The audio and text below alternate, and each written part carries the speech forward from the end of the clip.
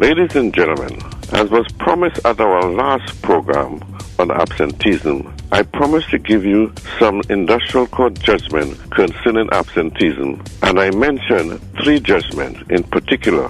One to a dispute number 159 of 1974, ESD, Essential Service Division number 16 of 982, and the third one, HCM, High Court Matter number 3015 of 1987, between Bernadette Caesar Hood and Attorney General and Minister of Economy. Concerning trade dispute number 159 of 1974 between Cannons Limited and NUGFW, that is the National Union of Government and Federated Workers Trade Union, this judgment goes to the root of absenteeism. Credit must, however, be given to the late Emile de la Grenade, who was a consultant and industrial relation officer as well as credit unionist, who presented this case for Cannons Limited at the Industrial Court. The principle which Mr. Lagrenard presented and was accepted by the Industrial Court was follows. 1.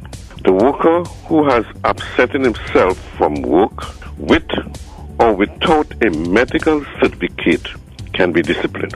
2. If a worker absents himself for 2 days per month for 9 months consecutively, he can be dismissed from work.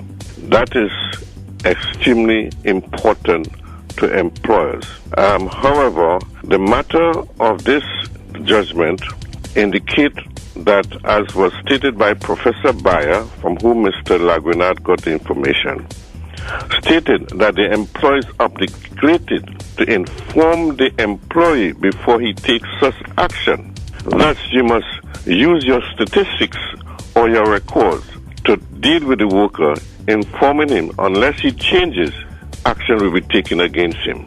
Equally important is the judgment handed down by the court known as ESD number 16 of 982 between T&Tech and OWTU. This judgment that the famous lady gave, the judge, Justice Lady Riley Haynes, stated several principles. Number 1, when a registered medical doctor is writing a medical certificate, he must not do so for the worker, but must do so to satisfy the employer. This means that the employer could challenge anytime that medical certificate if he is dissatisfied, whether there's a confidential relationship between the worker and the employer.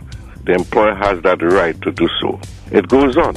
A medical certificate refers to a document from a medical practitioner certifying that a person is suffering from physical, mental, nervous, or other illness and recommending or purporting to recommend that some period of time should be spent away from work on account of the illness.